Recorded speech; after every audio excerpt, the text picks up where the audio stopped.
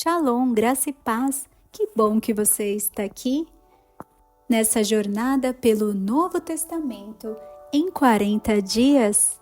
E eu convido você para, junto comigo, fazer esta oração.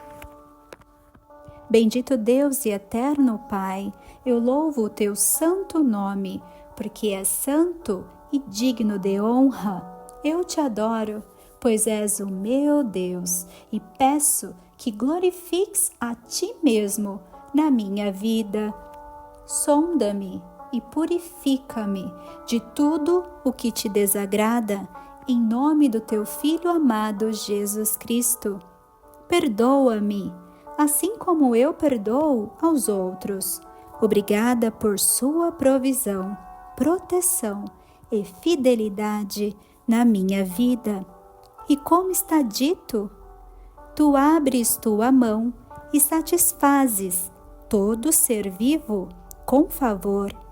Bendito és tu, ó Eterno, que alimenta a todos. Obrigada por me convidar para uma comunhão diária contigo. Desperta, ó Senhor, aos que dormem.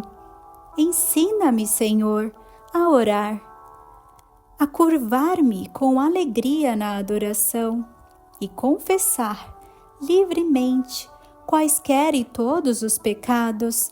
Agradeço-te com um coração humilde ao orar por mim mesmo e também pelas pessoas, tudo para a tua glória, ó Deus. Ensina-nos a tua palavra, revela-nos a tua santa palavra. No nome de Jesus Cristo eu oro. Amém. Então pega a sua Bíblia e vamos junto nessa jornada pelos Evangelhos Sagrados de Cristo. Dia 4. Mateus, do capítulo 19 ao 24. Quanto aos dramas humanos acerca do divórcio e do novo casamento. E aconteceu que, concluindo Jesus essas palavras, partiu da Galileia e dirigiu-se para a região da Judéia, no outro lado do Jordão. Grandes multidões o seguiam e a todos curavam ali. Alguns fariseus também chegaram até ele para prová-lo, questionando-lhe: é lícito o marido se divorciar da sua esposa por qualquer motivo? E Jesus lhe explicou: não tendes lido que no princípio o Criador os fez, homem e mulher, e os instruiu? Por este motivo, o homem deixará pai e mãe, e se unirá à sua mulher, e os dois se tornarão uma só carne. Sendo assim, eles já não são dois, mas sim uma só carne. E, portanto, o que Deus uniu, não o separe o ser humano. Replicaram-lhe: então, por qual razão mandou Moisés dar uma certidão de divórcio à mulher e abandoná-la? Ao que Jesus declarou: Moisés, por causa da dureza dos vossos corações, vos concedeu separar-se de vossas mulheres, mas não tem sido assim desde o princípio. Eu, porém, vos afirmo: todo aquele que se divorciar da sua esposa, a não ser por imoralidade sexual, e se casar com outra mulher, estará cometendo adultério. Então, os discípulos consideraram: se estes são os termos para o marido e sua esposa, não é vantagem casar. Mas Jesus ponderou-lhes: nem todos conseguem aceitar essa palavra, somente aqueles a quem tal capacidade é dada. pois há alguns eunucos que nasceram assim, do ventre de suas mães.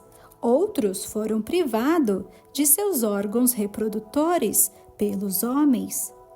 E há outros ainda que a si mesmos se fizeram celibatários por causa do reino dos céus. Quem for capaz de aceitar esse conceito, que o receba. Vemos aqui claramente que a intenção dos fariseus não era compreender a verdade, mas achar um pretexto para destruir Jesus. Eles recorrem, assim, à lei de Moisés, mas Jesus demonstra que certas concessões na história não foram feitas por serem o plano original de Deus para a humanidade, mas em atenção aos pedidos insistentes da sociedade, da alma dos homens, dos seus corações arrogantes, vaidosos e egoístas, características que acompanham o ser humano após a sua queda e que se relacionam com a influência do mal. Quanto às crianças, Jesus abençoa as crianças. Então, trouxeram-lhe algumas crianças para que lhes impusesse as mãos e orassem por elas.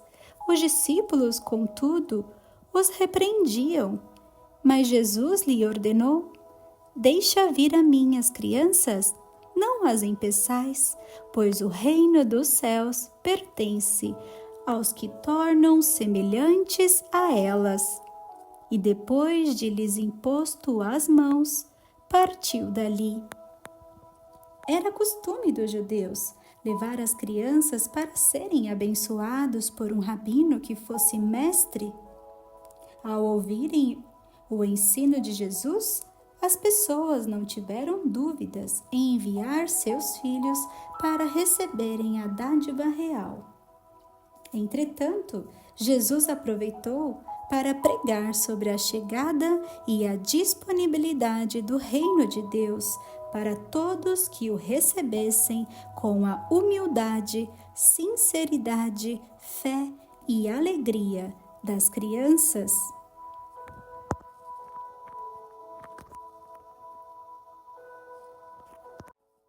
Quanto ao acúmulo de riqueza, dificilmente os ricos serão salvos. Eis que alguém chegou perto de Jesus e o consultou: Mestre, que poderei fazer de bom para ganhar a vida eterna? Questionou Jesus. Por que me perguntas a respeito do que é bom? Há somente um que é bom. Se queres entrar na vida eterna, obedeça aos mandamentos. Ao que ele perguntou: quais? E Jesus lhes respondeu: não matarás, não adulterarás, não furtarás, não darás falso testemunho. Honra a teu pai e a tua mãe, e amarás o teu próximo como a ti mesmo. Replicou-lhe o jovem: a tudo isso tenho obedecido. O que ainda me falta? Jesus disse a ele: se queres ser perfeito, vai, vende os teus bens, dá o dinheiro aos pobres e terás um tesouro no céu. Depois, vem e segue-me. Ao ouvir essa palavra, o jovem afastou-se pesaroso, pois era dono de muitas riquezas. Então, disse Jesus aos discípulos: com toda certeza vos afirmo que dificilmente um rico entrará no reino dos céus. E lhes digo mais: é mais fácil passar um camelo pelo fundo de uma agulha do que um rico entrar no reino dos céus.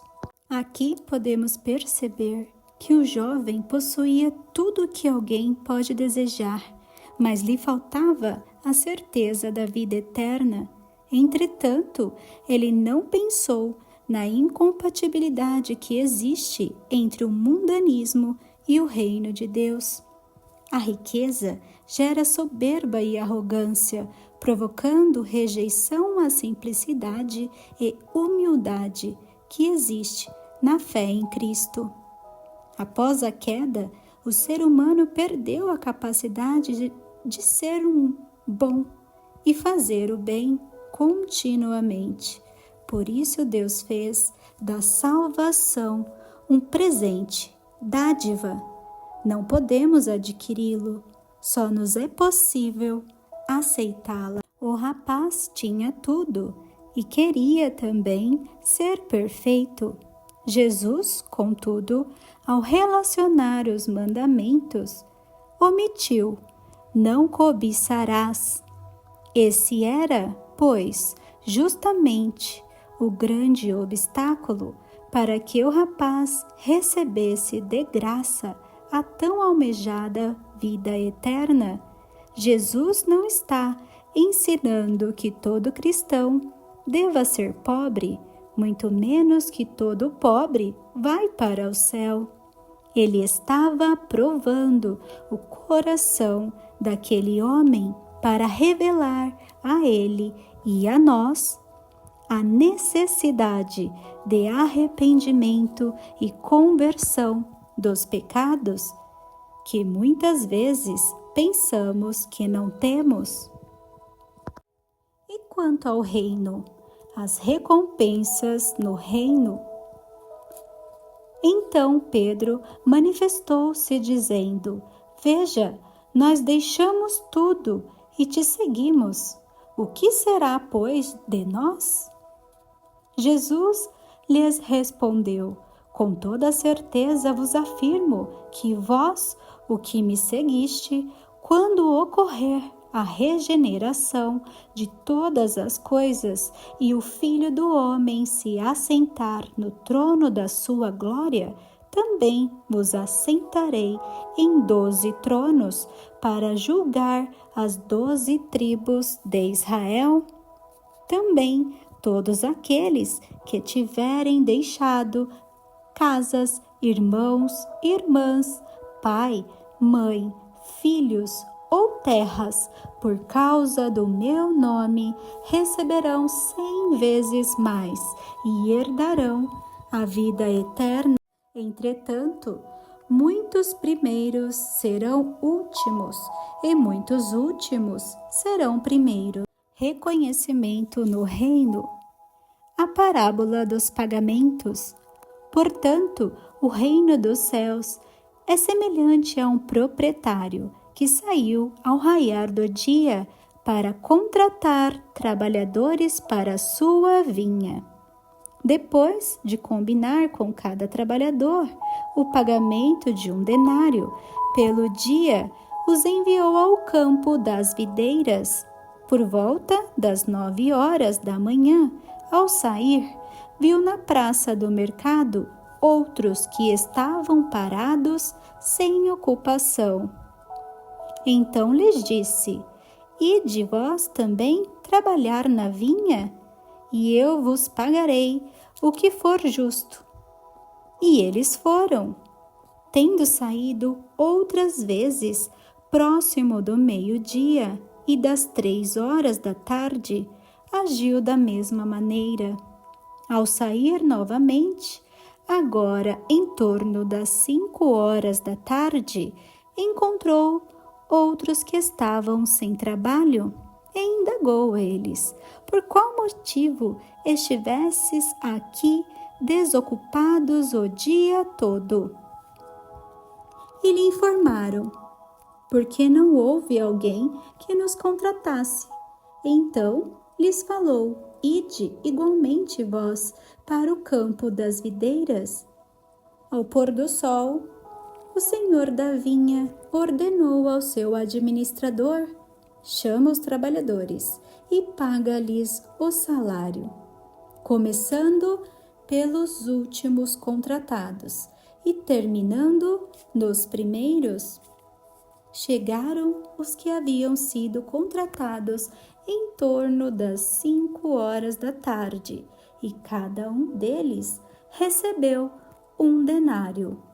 Quando vieram os que haviam sido contratados primeiro, deduziram que receberiam mais. Contudo, também estes receberam 1 denário, cada um.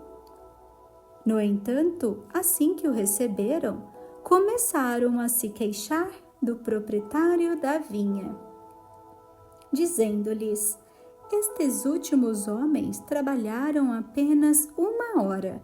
Apesar disso, o Senhor os igualou a nós, e suportamos o peso do trabalho e o calor do dia. Mas o dono da vinha, explicando, falou a um deles: amigo, não estou sendo injusto contigo. Não combinamos que te pagaria 1 denário pelo dia de trabalho? Sendo assim, toma o que é teu e vai-te dar a este último, tanto quanto dei a ti. Porventura não me é permitido fazer o que quero do que é meu? Ou manifestas tua inveja porque eu sou generoso? Portanto, os últimos serão primeiros e os primeiros serão últimos, pois muitos serão chamados, mas poucos escolhidos. O ser humano não pode fazer nada para salvar-se, a não ser aceitar humildemente a vontade do Senhor e andar segundo a palavra. Entretanto, a graça de Deus pode transformar qualquer fariseu em um dos primeiros novamente, como aconteceu com Saulo de Tarso, nosso irmão Paulo. Graduações e promoções no reino. Outra vez, Jesus prediz seu sacrifício. Jesus estava, então, pronto para subir a Jerusalém, quando chamou à parte seus 12 discípulos e lhes falou: agora estamos subindo para Jerusalém, e o Filho do Homem será entregue aos chefes dos sacerdotes e aos escribas. Eles o condenarão à morte e o entregarão aos gentios para ser zombado, torturado e crucificado, mas ao terceiro dia ele será ressuscitado. É preciso sabedoria para pedir.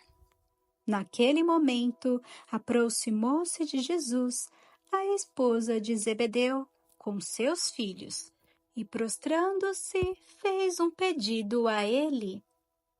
O que desejas? Perguntou Jesus. Ela respondeu: ordena que no teu reino estes meus 2 filhos se assentem, um à tua direita e o outro à tua esquerda. Não sabeis o que pedis? Contestou-lhes Jesus. Podeis vós beber o cálice que eu estou prestes a beber? E ser batizados com o batismo com o qual estou sendo batizado? E eles afirmaram: podemos. Então Jesus lhes declarou: certamente bebereis do meu cálice, mas quanto ao assentar-se à minha direita ou à minha esquerda, não cabe a mim outorgá-lo. Esses lugares pertencem àqueles a quem foram reservados por meu Pai. Ao ouvirem isso, os outros 10 ficaram injuriados contra os 2 irmãos. Então, Jesus os chamou e explicou: sabeis que os governadores dos povos os dominam e que são as pessoas importantes que exercem poder sobre as nações. Não será assim entre vós. Ao contrário, quem desejar ser importante entre vós será esse o que deva servir aos demais. E quem quiser ser o primeiro entre vós, que se torne o vosso escravo, assim como o Filho do Homem, que não veio para ser servido, mas para servir e dar a sua vida como único resgate por muitos. A proclamação do reino de Jesus Cristo. Os cegos recuperam a visão. Ao saírem de Jericó, uma grande multidão acompanhavam Jesus. De repente, dois cegos que estavam assentados à beira do caminho, tendo ouvido que Jesus passava, puseram-se a gritar: Senhor, filho de Davi, tem misericórdia de nós? Entretanto, a multidão os repreendeu para que se calassem, mas eles clamavam ainda mais: Senhor, filho de Davi, tem misericórdia de nós? Jesus, parando, chamou-os e lhes perguntou: O que queres que vos faça? Senhor, que se abram os nossos olhos. Jesus sentiu compaixão e tocou nos olhos. No mesmo instante, os cegos recuperaram a visão e o seguiram.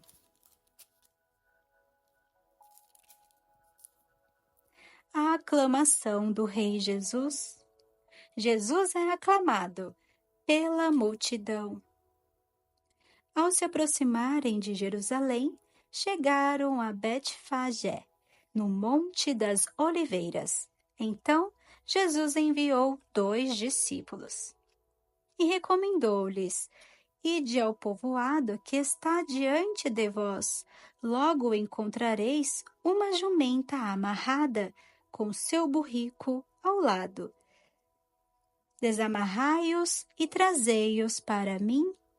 Se alguém vos questionar, deveis dizer que o Senhor necessita deles e, sem demora, os devolverá. No entanto, isso ocorreu para que se cumprisse o que fora dito. Dizei à filha de Sião: Eis que o teu rei chega a ti, humilde e montado num burrico, um potro, cria de jumenta. Então os discípulos foram e fizeram o que Jesus lhes havia mandado. Trouxeram-lhe a jumenta com um jumentinho, o selaram com mantas para cavalgar, e sobre as mantas Jesus montou. Então, uma grande multidão estendia suas capas pelo caminho. Muitos outros cortavam ramos de árvores e os espalhavam pela estrada. E as multidões, tanto as que iam adiante dele, quanto as que o seguiam, proclamavam: Hosana ao filho de Davi, bendito seja ele que vem em nome do Senhor, Hosana nas alturas. Hosana é uma expressão grega que significa salva-nos e vem do hebraico, que quer dizer salva, Senhor, por misericórdia. Mateus revela que expressões de júbilos emanavam da multidão e que não fosse simplesmente uma frase a ser repetida. Essa aclamação do povo era uma expressão de salve-nos, Senhor, por misericórdia. Hosana ao filho de Davi, bendito seja ele que vem em nome do Senhor, Hosana nas alturas. Assim que Jesus entrou em Jerusalém, toda a cidade ficou alvoroçada e comentavam: Quem é este? Então as multidões exclamavam: Este é o profeta Jesus, vindo de Nazaré, da Galileia. Hosana é uma expressão grega e vem do hebraico, que quer dizer salva, Senhor, por misericórdia. A purificação realizada pelo Rei Jesus Cristo. O templo é casa de oração? Tendo Jesus entrado no pátio do templo, expulsou todos os que ali estavam, comprando e vendendo. Também tombou as mesas dos cambistas e as cadeiras dos comerciantes de pombas. E repreendeu-os. Está escrito: a minha casa será chamada casa de oração. Vós, ao contrário, estáis fazendo dela um covil de salteadores? Então levaram a Jesus no templo, cegos e aleijados, e ele os curou. Entretanto, quando o chefe dos sacerdotes e os escribas viram as maravilhas realizadas por Jesus, e as crianças exclamavam: Hosana ao filho de Davi, voltaram a se indagarem dele: não ouves o que essas crianças estão proclamando? Ao que Jesus lhes respondeu: sim, e vós nunca leste dos lábios das crianças e dos recém-nascidos suscitaste louvor? E deixando-o, saiu da cidade em direção a Betânia, onde passou a noite. A maldição da figueira. A figueira que não deu fruto. Ao amanhecer, quando retornava para a cidade, Jesus teve fome. Avistando uma figueira à beira da estrada, aproximou-se dela, porém nada encontrou, a não ser folhas. Então decretou-lhe: nunca mais se produza fruto em ti. E no mesmo instante, a figueira ficou completamente seca. E quando viram o que ocorrera, muitos se admiraram. Os discípulos exclamaram: como foi possível essa figueira secar tão depressa?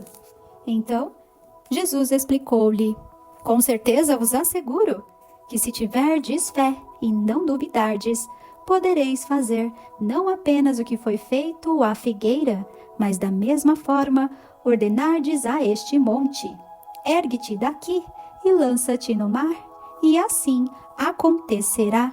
E tudo o que pedirdes em oração, se crerdes, recebereis. Existem diversos contrastes com esse texto. Diversas podem ser as interferências teológicas acerca dessa passagem, especialmente em relação a Israel. Contudo, a única aplicação que o próprio Senhor Jesus Cristo faz tem a ver com a eficácia da oração, que não duvida do poder do eterno Criador. Aqui começa o grande desafio do Rei Jesus Cristo. Oradores conhecidos da palavra e religiosos compreendem que Jesus é levado a declarar publicamente que era o Messias, e assim eles poderiam prendê-lo, entregá-los aos romanos. E a outra opção era negar sua autoridade divina, passando então a ser totalmente desacreditado pela multidão que o acompanhava. Jesus apelou para o testemunho de João Batista acerca dele e lhes propôs também uma questão. Líderes religiosos duvidam de Jesus. Tendo Jesus chegado ao templo, enquanto o ensinava acerca dele, o chefe dos sacerdotes e os anciões do povo o questionaram: com que autoridade fazes estas coisas? E quem te deu essa autorização? Jesus, porém, replicou-lhe: eu igualmente vos lançarei uma questão. Se me responderdes, também eu vos direi com que autoridade faço o que faço. De onde era o batismo de João? Divino ou humano? E eles discutiam entre si, avaliando: se respondermos divino, ele nos indagará: sendo assim, por que não acreditaste nele? Porém, se alegarmos humano, tememos o povo, pois todos consideram João como profeta. Por isso disseram a Jesus: não sabemos. Ao que Jesus afirmou-lhe: nem eu vos direi com que autoridade procedo. Acerca da rebeldia de Israel. A parábola do pai e 2 filhos. Agora, qual a vossa opinião? Um homem tinha 2 filhos. Aproximando-se do primeiro, pediu: filho, vai trabalhar hoje na vinha. Mas este filho lhe disse: não quero ir. Todavia, mais tarde, arrependido, foi. Então chegou o pai até o segundo filho e fez o mesmo pedido. Então este lhe respondeu: Sim, senhor. Mas não foi. Qual dos dois fez a vontade do pai? Ao que eles responderam: O primeiro. Então Jesus lhes revelou: Com toda certeza vos afirmo que os publicanos e as prostitutas estão ingressando antes de vós no reino de Deus. Porquanto João veio para vos mostrar o caminho da justiça, mas vós não acreditaste. Em compensação, os cobradores de impostos e as meretrizes creram. Vós, entretanto, mesmo depois de presenciardes a tudo isso, não vos arrependestes para acreditardes nele. Parábola sobre retribuição. Jesus tem poder. A parábola dos vinicultores maus.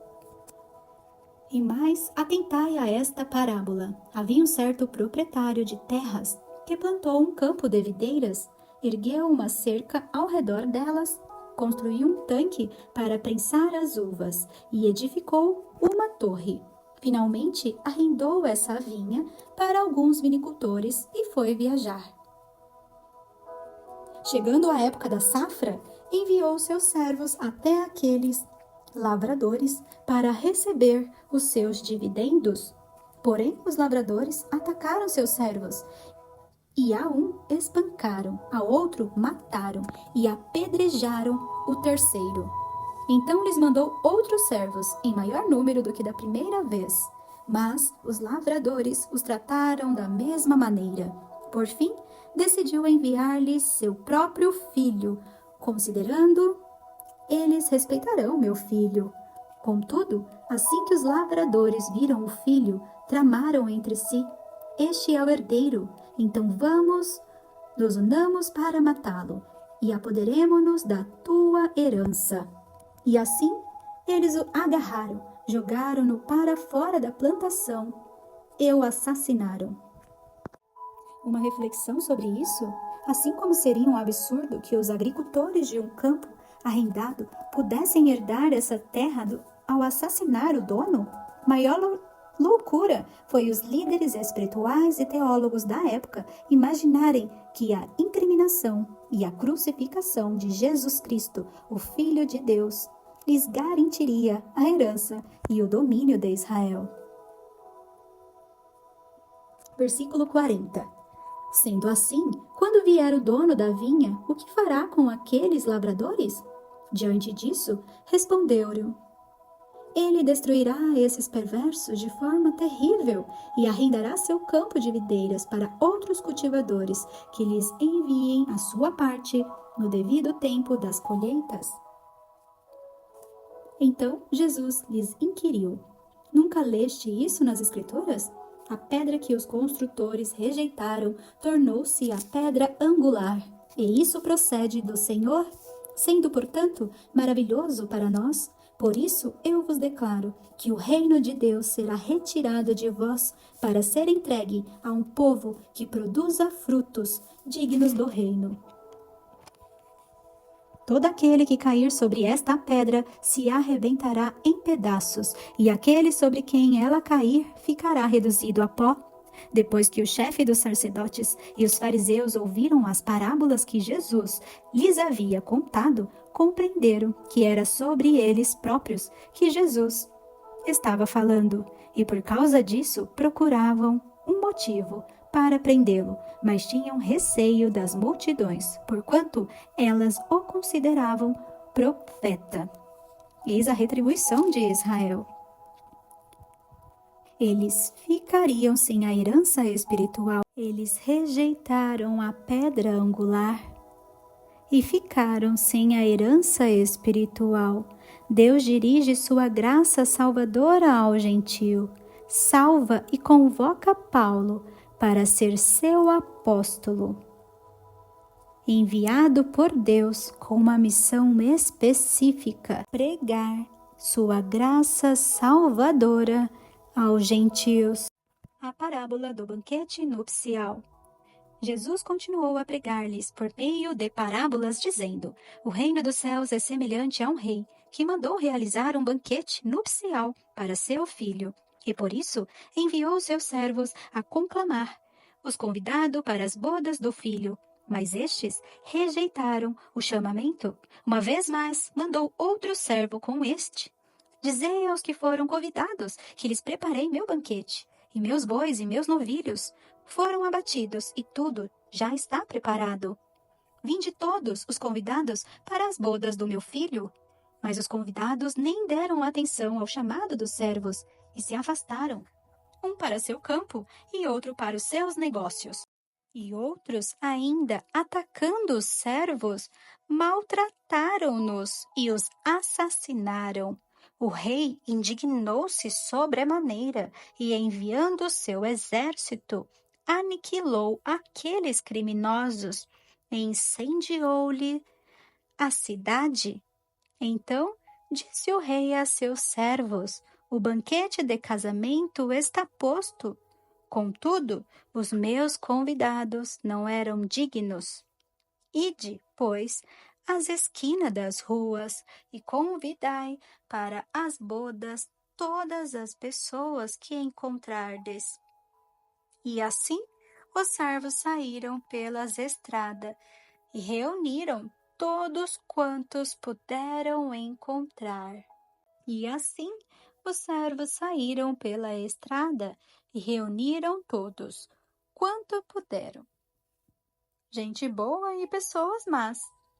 E a sala do banquete das bodas ficou repleta de convidados. Entretanto, quando o rei entrou para saudar os convidados, percebeu que um homem não trajava as vestes nupciais. Ele indagou: amigo, como adentraste este recinto sem as suas vestes próprias para as bodas? Mas o homem não teve resposta. Então ordenou o rei aos seus servos: amarrai-lhe os pés e as mãos e lançai-o para fora, às trevas. Ali haverá grande lamento e ranger de dentes. Portanto, muitos são chamados, mas poucos escolhidos. Pronunciamento do Rei Jesus Cristo. Dai a César o que é de César. E assim se afastaram os fariseus, tramando entre si como fariam para enredar a Jesus em suas próprias afirmações. Então, mandaram-lhe seus seguidores, juntamente com alguns herodianos, que lhe questionaram: Mestre, sabemos que és íntegro e que ensinas o caminho de Deus, de acordo com a verdade, sem te deixares induzir por quem quer que seja, pois não te seduzes pela aparência das pessoas. Sendo assim, dize-nos, que te pareces? É correto pagar impostos a César ou não? Contudo, Jesus percebeu a má intenção deles e replicou-lhes: por que me tentais, hipócritas? Deixar-me ver a moeda com a qual se pagais os tributos? E ele lhes mostraram um denário.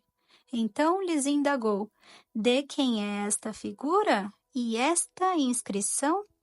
Responderam-lhe: de César. Então lhes afirmou: portanto, dai a César o que é de César, e a Deus o que é de Deus. Ao ouvirem tal resposta, ficaram perplexos e, afastando-se dele, se retiraram. Os saduceus e a ressurreição. Naquele mesmo dia, os saduceus, que pregam a inexistência da ressurreição, aproximaram-se de Jesus com uma questão. Mestre, Moisés ensinou que se um homem morrer sem deixar filho, seu irmão deverá casar-se com a viúva e dar-lhe descendência. Entre nós havia 7 irmãos. O primeiro casou-se e morreu. Como não teve filhos, deixou a mulher para seu irmão. Da mesma maneira, ocorreu com o segundo irmão. com o terceiro, até chegar ao sétimo. Finalmente, após a morte de todos, a mulher também faleceu. Sendo assim, na ressurreição, de qual dos 7 ela será esposa? Considerando que todos foram casados com ela? Então Jesus lhe esclareceu: vós estás equivocados por não conhecerdes as Escrituras, nem o poder de Deus. Na ressurreição, as pessoas não se casam, nem são dadas em matrimônio, são, todavia, como os anjos do céu. E com relação à ressurreição dos mortos, não tendes lido o que Deus vos declarou? Eu sou o Deus de Abraão, o Deus de Isaque e o Deus de Jacó? Por isso, ele não é Deus de mortos, mas sim dos que vivem. Ao ouvir isso, as multidões ficaram estupefadas com o ensino de Jesus. Ao ouvir tudo isso, as multidões ficaram admiradas com o ensino de Jesus, o maior dos mandamentos. Assim que os fariseus ouviram que Jesus havia deixado os saduceus sem palavra, reuniram-se em conselho, e um deles, juiz perito na lei, formulou uma questão para submeter Jesus à prova. Mestre, qual é o maior mandamento da lei? Asseverou-lhe Jesus: amarás o Senhor teu Deus de todo o teu coração e de toda a tua alma e com toda a tua inteligência. Este é o primeiro e maior dos mandamentos. O segundo, semelhante a este, é: amarás o teu próximo como a ti mesmo. A estes 2 mandamentos estão sujeitos toda a lei e os profetas. Em resposta aos fariseus, Jesus é o Senhor de Davi. Estando reunidos os fariseus, Jesus lhes indagou: qual a vossa opinião acerca do Messias? De quem ele é filho? Ao que lhes afirmaram: é filho de Davi. Contestou-lhe Jesus: então como se explica que Davi, falando pelo Espírito, o trata de Senhor? Pois ele afirma: o Senhor disse ao meu Senhor: assenta-te à minha direita, até que eu ponha os teus inimigos debaixo dos teus pés.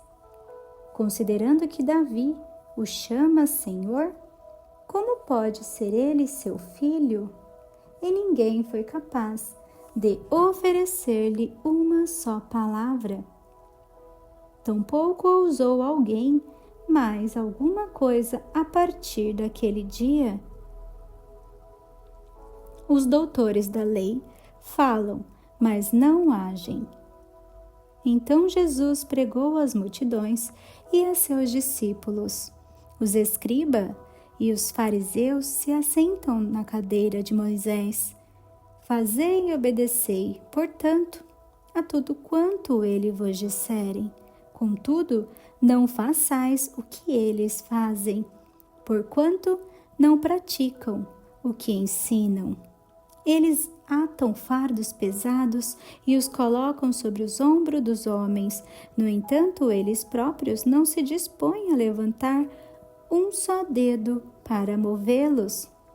Tudo o que realizam tem como alvo serem observados pelas pessoas. Por isso, fazem seus filactérios bem largos e franjas de suas vestes mais longas. Amam o lugar de honra nos banquetes e os primeiros assentos nas sinagogas. Gostam de ser cumprimentados nas praças e de serem pelas pessoas chamados Rabi, Rabi. Vós, todavia, não sereis tratados de rabis, pois um só é vosso mestre, e vós todos sois irmãos. e a ninguém sobre a terra tratai de vosso Pai, porquanto só um é o vosso Pai, aquele que está nos céus. Vós, todavia, não serei tratados de rabis, pois um só é vosso Mestre, e vós todos sois irmãos. E a ninguém sobre a terra tratai de vosso Pai, porquanto só um é o vosso Pai, aquele que está nos céus. Também não serei chamado de líderes, pois um só é o vosso líder, o Cristo. Porém, o maior dentre vós seja vosso servo. Portanto, todo aquele que a si mesmo se exaltar será humilhado, e todo aquele que a si mesmo se humilhar será exaltado. Ai de vós, doutores da lei, e fariseus hipócritas, porque fechais o reino dos céus diante dos homens, porquanto vós mesmo não entrais, nem tampouco deixais entrar o que estão a caminho. Ai de vós, doutores da lei, e fariseus hipócritas, porque devorais as casas das viúvas, e para disfarçar encenais longas orações. E por isso receberei castigo ainda mais severo. Ai de vós, doutores da lei, e fariseus hipócritas. Ai de vós, doutores da lei, e fariseus hipócritas, por que viajais por mares e terras para fazer de alguém um prosélito? No entanto, uma vez convertido, o tornais 2 vezes mais filho do inferno do que vós. Ai de vós, guias cegos, por que ensinais? Se uma pessoa jurar pelo santuário, isso não tem significado. Porém, se alguém jurar pelo ouro do santuário, fica obrigado a cumprir o que prometeu. Tolos e cegos, pois o que é mais importante, o ouro ou o santuário que santifica o ouro? E mais dizeis, se uma pessoa jurar pelo altar, isso nada significa. Mas se alguém jurar pela oferta que está sobre ele, fica assim comprometido ao seu juramento. Embotados, o que é mais importante, a oferta ou o altar que santifica a oferta? Portanto, a pessoa que jurar em nome do altar, jura pelo altar, e por tudo o que está sobre ele. E quem jurar pelo santuário, jura pelo santuário, e em nome daquele que nele habita. E aquele que jurar pelos céus, jura pelo trono de Deus, e em nome daquele que nele está assentado. Ai de vós, doutores da lei, fariseus hipócritas, porque dais o dízimo do hortelã, do endro, do cominho, mas tendes descuidado dos preceitos mais importantes da lei, a justiça, a misericórdia e a fé. Deveis sim praticar estes preceitos, sem omitir aqueles. Líderes insensíveis, pois coais o pequeno mosquito, mas engolis um camelo? Ai de vós, doutores da lei, e fariseus, hipócritas, porque limpais o exterior do corpo e do prato, mas por dentro estes são repletos de avareza e cobiça? Fariseus que não enxergam, limpa antes de tudo o interior do corpo e do prato, para que da mesma forma o exterior fique limpo. Ai de vós, doutores da lei e fariseus hipócritas, porque sois parecido aos túmulos caiados, com bela aparência por fora, mas por dentro estão cheios de ossos, de mortos e de toda a espécie de imundície. Assim também sois vós, exteriormente pareceis justo, mas vosso interior está repleto de falsidade e perversidade. Ai de vós, doutores da lei e fariseus hipócritas, porque construís um sepulcro dos profetas? Adornai os túmulos dos justos? E declarai, se tivéssemos vivido na época dos nossos antepassados, não teríamos tomado parte com eles no assassinato dos profetas. Dessa forma, porém, testemunhais contra vós mesmo, que sois filhos dos que mataram os profetas. Acabei, pois, de encher a medida do pecado de vossos pais. Cobras venenosas, ninho de víboras, como escapareis da condenação do inferno? Por isso, eis que eu vos envio profetas, sábios e mestres. A uns assassinareis e crucificareis, a outros açoitareis nas vossas sinagogas, e perseguireis de cidade em cidade, e dessa maneira sobre vós recairá todo o sangue justo derramado na terra, desde o sangue do justo Abel até o sangue de Zacarias, filho de Baraquias, a quem mataste entre o santuário e o altar. Com toda certeza vos asseguro que tudo isso ocorrerá a esta geração. O lamento sobre Jerusalém, a cidade santa. Ó Jerusalém, que assassina os profetas e apedreja os que te são enviados. Quantas vezes eu quis reunir os teus filhos, como a galinha acolhe aos seus pintinhos, debaixo das suas asas, mas vós não o aceitastes. Eis que a vossa casa ficará abandonada, pois eu vos declaro que a partir de agora, de modo algum, me vereis, até que venha a dizer, bendito é o que vem, em nome do Senhor. As terríveis profecias do Rei Jesus Cristo. Jesus prediz o final dos tempos. Então Jesus saiu do templo e, ao caminhar, seus discípulos chegaram mais perto dele para lhes apontar as construções do templo. Ele, entretanto, lhes observou: estáis vendo todas estas coisas? Com toda certeza eu vos afirmo que não ficará aqui pedra sobre pedra, pois que serão todas derrubadas. O princípio das dores. Tendo Jesus se assentado no Monte das Oliveiras, os discípulos chegaram até ele em particular e lhe pediram: dize-nos, quando ocorrerão essas coisas? E qual será o sinal da tua vinda e do final dos tempos? Então Jesus lhes revelou: cuidado, que ninguém vos seduza, pois muitos são os que virão em meu nome, proclamando: eu sou o Cristo, e desencaminharão muitas pessoas. E vos ouvireis falar de guerras e rumores de guerra. Todavia não vos desesperei, porque é preciso que tais coisas ocorram, mas ainda não será o fim.